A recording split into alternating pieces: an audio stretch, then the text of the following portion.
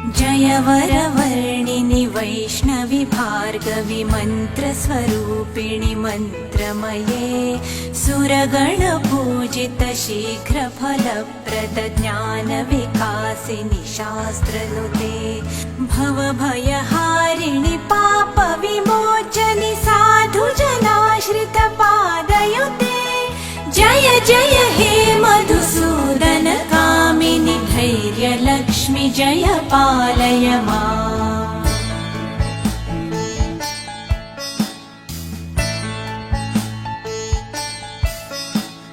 जय जय दुर्गतिनाशिनि कामिनि सर्वफलप्रद शास्त्रमये रथ गज दुर्ग पदाति समावृत परिजन मण्डित लोकनुते हरिहर ब्रह्म सुपूजित सेवित ताप निवारिणि पादयुते जय जय हे मधुसूदन कामिनि श्री गजलक्ष्मी पालय माम्।